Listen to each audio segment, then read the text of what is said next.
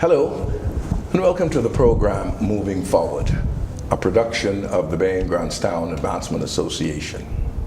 This program is dedicated to identifying, discussing, and with the help of all of us, removing, to the extent possible, obstacles in the progress of our nation.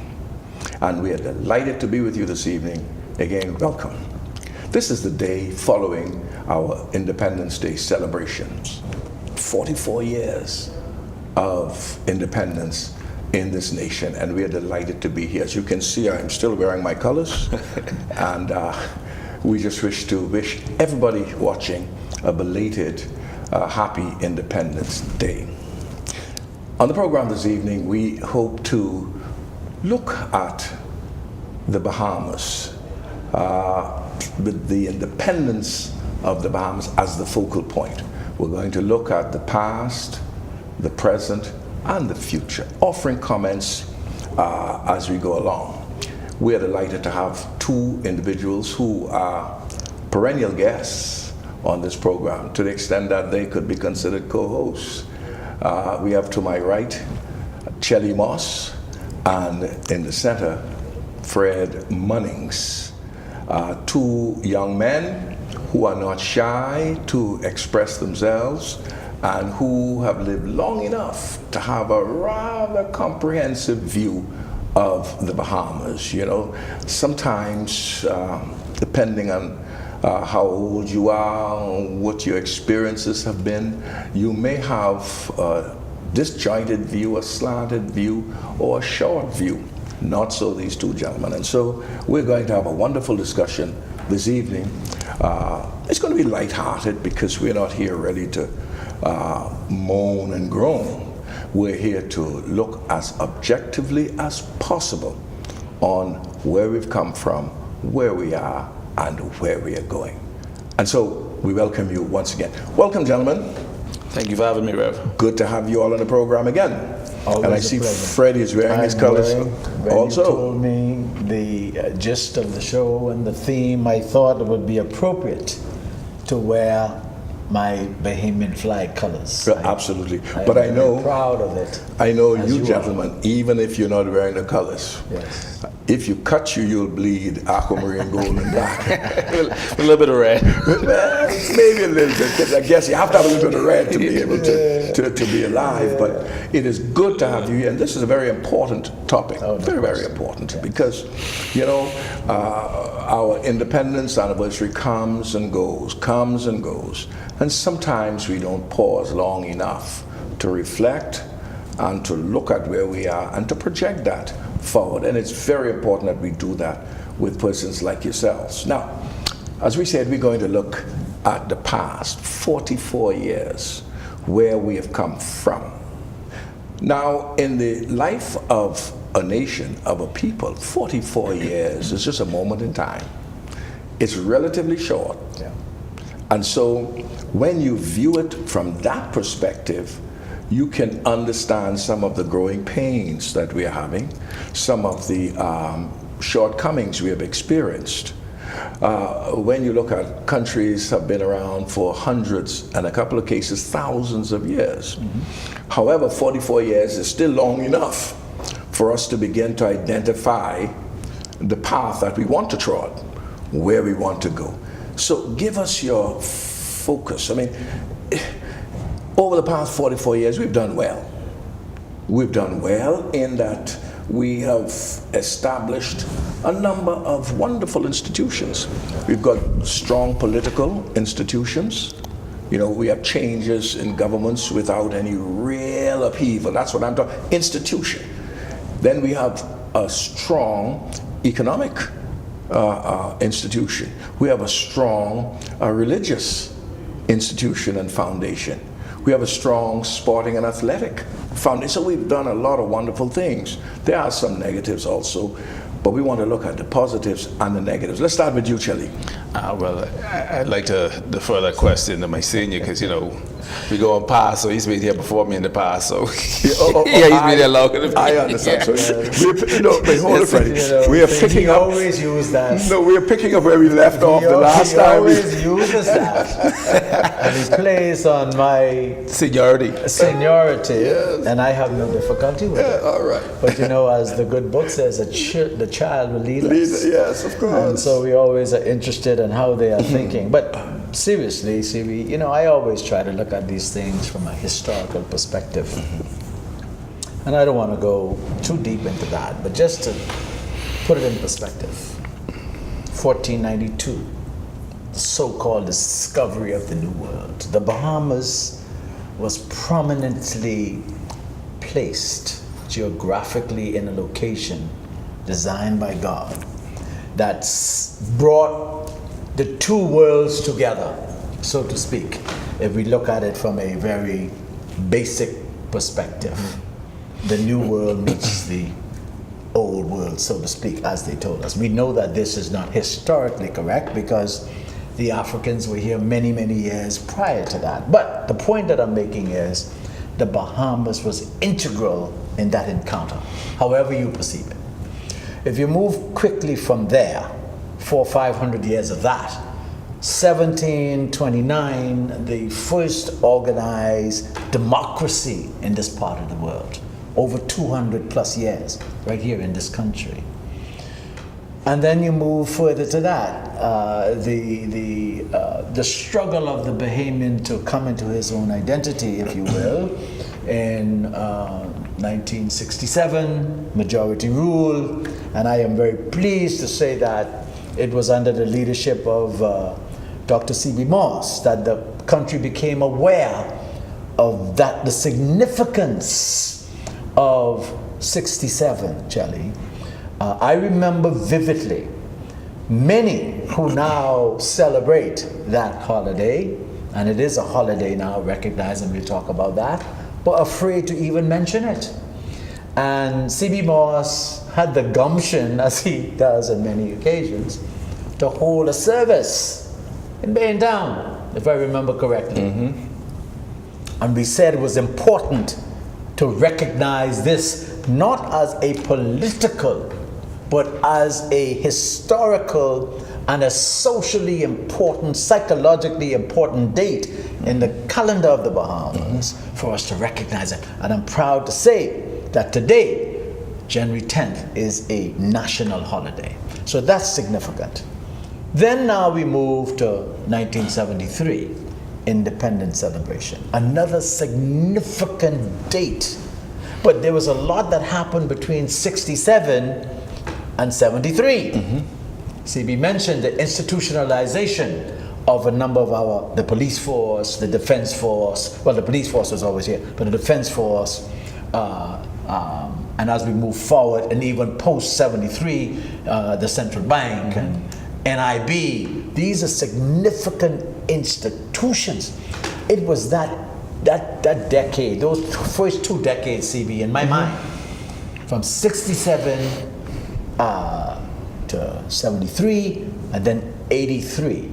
I think after 83, I don't know what happened, but those first years, we were focused, in my mind, on achieving some things to the development of our country. Some of the things, in my opinion, that went wrong, we created a society of dependency. Yeah, before we get to the wrongness of some of these things.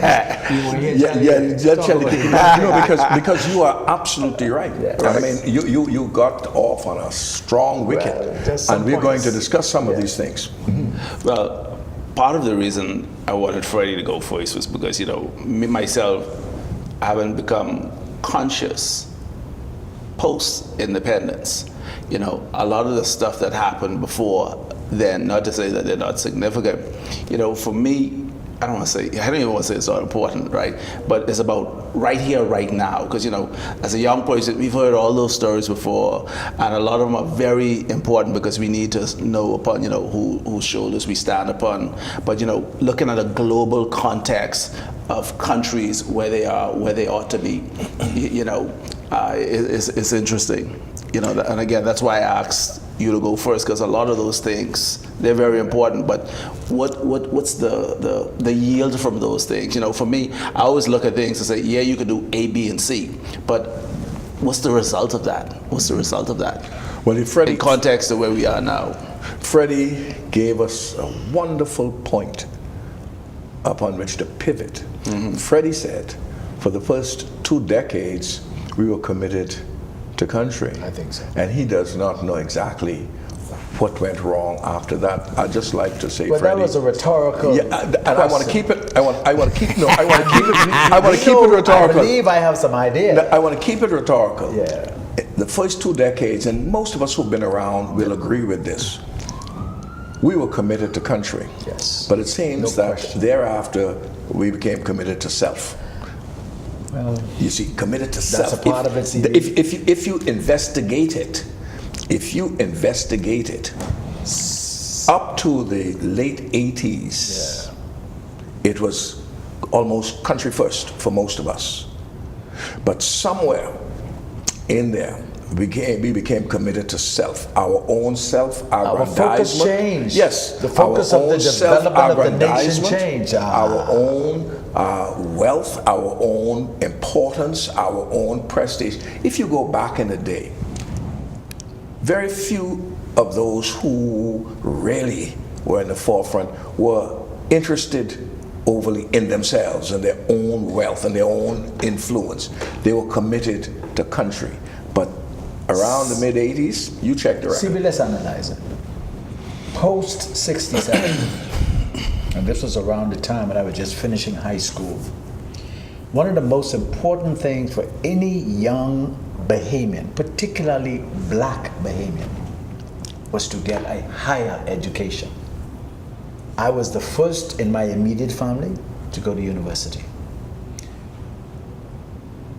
The government high school was one of few schools where people who looked like us could have gotten a high school education. So we valued that. We valued it to the point where if you were able to go to university, that was an achievement not only for you, but for your entire family.